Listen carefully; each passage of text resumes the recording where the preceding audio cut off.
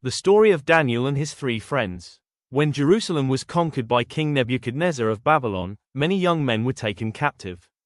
Among them was Daniel, along with his friends Hananiah, Mishael, and Azariah, later known as Shadrach, Meshach, and Abednego.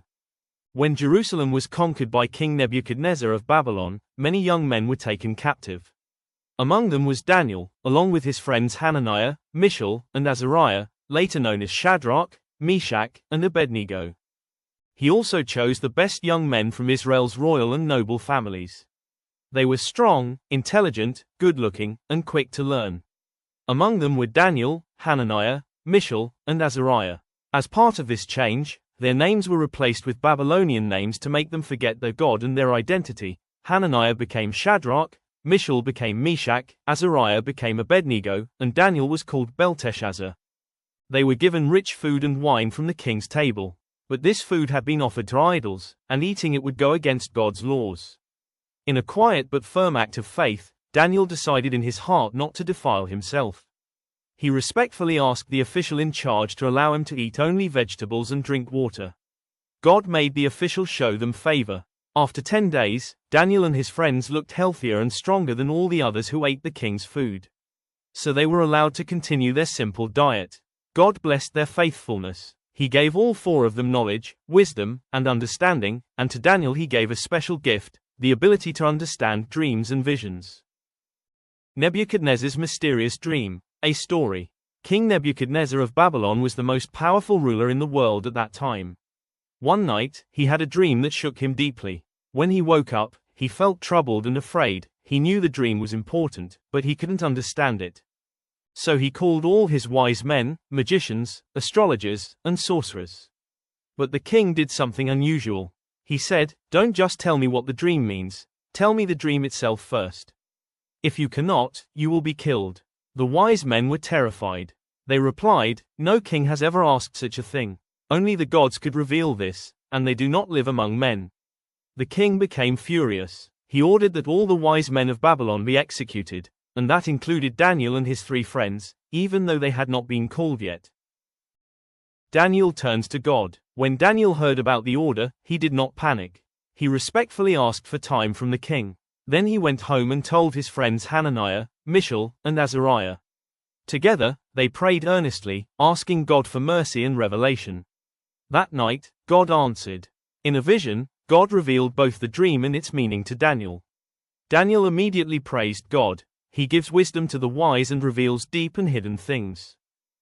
The dream revealed. Daniel was brought before the king and said humbly, "No wise man can do what you ask, but there is a God in heaven who reveals mysteries."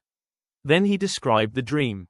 The king had seen a huge, shining statue, awesome in appearance, head of gold, chest and arms of silver, belly and thighs of bronze, legs of iron, feet partly iron and partly clay. Suddenly, a stone not cut by human hands struck the statue's feet. The whole statue shattered into pieces and blew away like dust in the wind. But the stone grew into a great mountain that filled the whole earth. The meaning. Daniel explained. The head of gold represented Nebuchadnezzar and Babylon, a glorious kingdom. After Babylon, another kingdom, silver, would rise, not as strong. Then a third kingdom, bronze, would rule the earth. A fourth kingdom, iron, would be strong and crush others. The iron mixed with clay meant the kingdom would be divided and unstable. But the most important part. The stone represented God's kingdom. It would destroy all earthly kingdoms, and God's kingdom would last forever, never ending, never defeated. The king's response. King Nebuchadnezzar was amazed.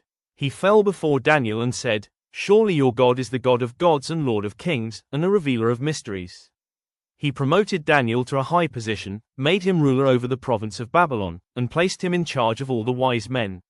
Daniel also asked the king to give important positions to his 3 friends. King Nebuchadnezzar of Babylon made a huge golden statue and commanded everyone in the kingdom to bow down and worship it when the music played. He declared that anyone who refused would be thrown into a blazing fiery furnace. Daniel's friends, Shadrach, Meshach, and Abednego, refused to bow because they worshipped only the true God.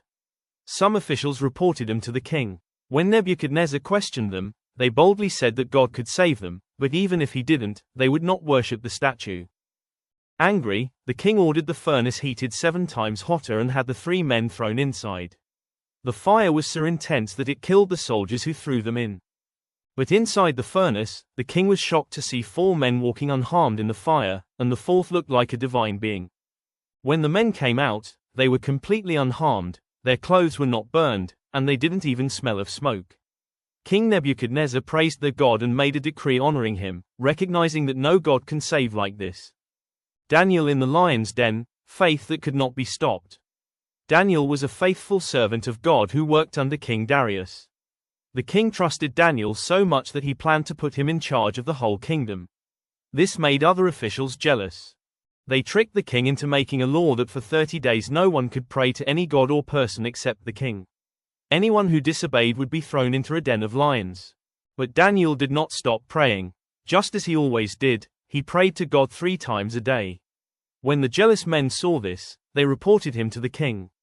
King Darius was very upset because he liked Daniel, but the law could not be changed. Sadly, he ordered Daniel to be thrown into the lion's den.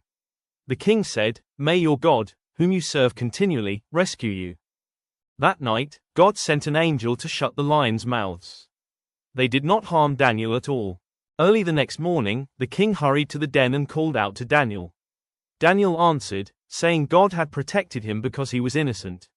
Daniel was lifted out safely, without even a scratch.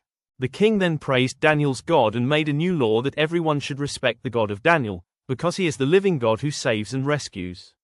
Main lesson: stay faithful to God even when it's hard. God is able to protect and honor those who trust him. Thanks for watching. Stay blessed and don't forget to share this video with everyone.